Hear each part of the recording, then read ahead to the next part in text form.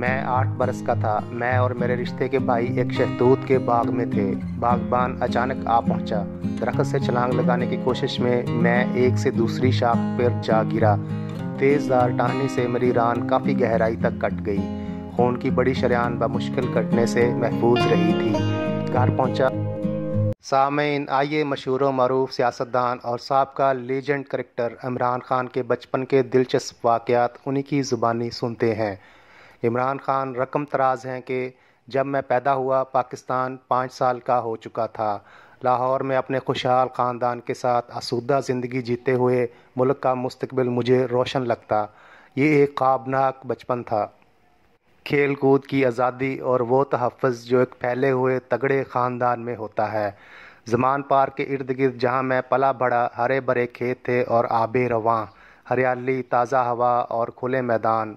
चंद एक ही मकान थे और सब एक ख़ानदान की तरह, लिहाजा ये एक फार्म हाउस में रहने के मुतरादिफ था। ज़मान पार्क में सबसे पहला मकान मेरे नाना के भाई ने बनाया था, जिनका नाम अहमद ज़मान था। 1947 में हिजरत के बाद मेरे नाना का ख़ानदान भी यही आन बसा। मैं गर्मा की तपती दोपहरों और शामों में छर्रे वाली बंदूक लेकर कबूतरों के शिकार पर जाता या नहर में नहाया करता। शाम को अपने भाइयों के साथ क्रिकेट खेलता।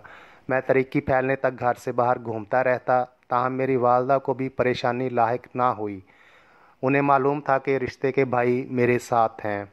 दूध के लिए हर घर में एक गाय या भैंस पाली जाती। आज ज़ुमान पार्क लाहौर के वस्त में वाक़या है। मैं लाहौर से 10 मील दूर एक दोस्त के खेतों पर सैर करने जाया करता। वहाँ मैंने 14 साल की उम्र में पहली बार 14 तीतर शिकार किए। मैंने कैसी भरपूर ज़िंदगी बसर की है, लेकिन वैसा सनसनीखेज़ और शानदार लम्हा फिर कभी ना आया। वो खेत मादूम हो गए और अब ये इलाका सीमट और सरिये का जंगल है। अब ऐसी कोई जगह नहीं जहाँ एक फायर से 14 तीतर ज़मीन पर गिरें। मेरी वालदा हर शाम हम बच्चों को मेरी नानी अम्मा के पास भेजा करती। ये सबसे ज़्यादा सुहाना वक़्त होता। हमारी ज़िंदगियों में रूनुमा होने वाली हर चीज़ का उन्हें इल्म होता। हम बच्चों के हर मामले में वो शरीक थीं और हम हर वो बात भी उनसे कह देते जिसका इजहार अपने वालिदैन के सामने कर ना सकते थे। 100 साल की उम्र में उनका इंतकाल हुआ, तब भी वो ज़हनी तौर पर पूरी बेदार और मुतहर्रिक थीं। मेरी ज़िंदगी पर सबसे ज़्यादा असर मेरी माँ का है।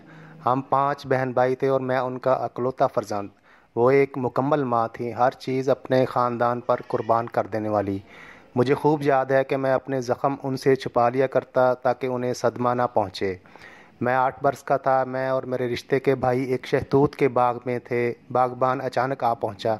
दरख्त से छलांग लगाने की कोशिश में मैं एक से दूसरी शाख पे जा गिरा। तेज़धार टहनी से मेरी रान काफ़ी गहराई तक कट गई। खून की बड़ी शरेआन बमुश्किल कटने से महफूज रही थी। घर पहुंचा तो घाव मैंने माँ से छुपा लिया। मैं चाहता था कि उन्हें दुख ना पहुंचे। ऐसी उल्फत थी हम माँ बेटा के दरमियान। मैं कोई ऐसा काम ना करना चाहता जिससे वो नाराज़ हों। मोहब्बत इसी तरह ज़िंदगी को नज़म में ढालती है। वो इस ताक में रहती कि किसी न किसी तरह मैं स्कूल का काम दिन के वक्त ही निपटा दूं, मगर मुझे खेल का ऐसा चस्का था कि पढ़ाई में जी ज़रा नहीं लगता। अगर पढ़ पाया तो उनकी शफ़क़त और मेहरबानी से।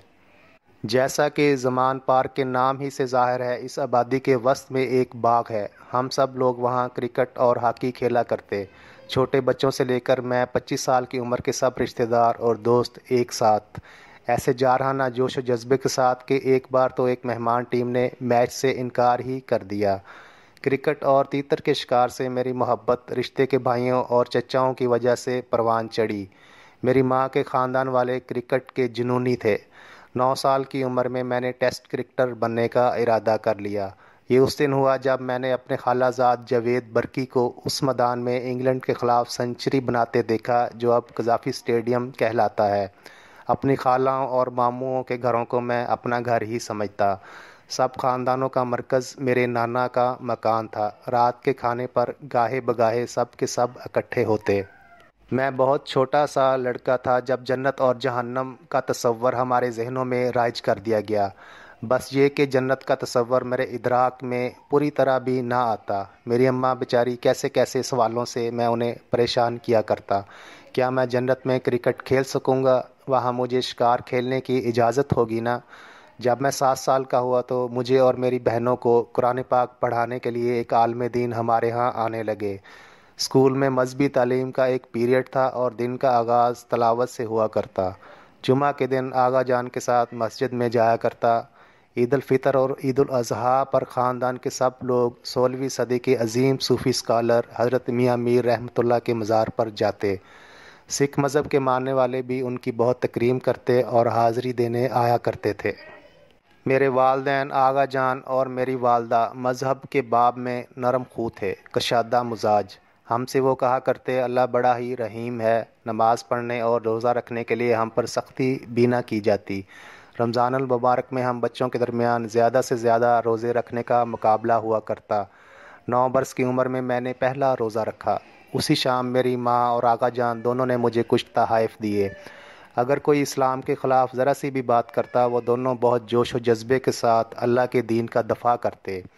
میری والدہ کے برقی خاندان کا تعلق کانی گرام سے تھا، جو وزیرستان کا سب سے بڑا قصبہ ہے۔ وہ افغان سرحد کے قریب ایک زرخیز وادی میں واقع ہے۔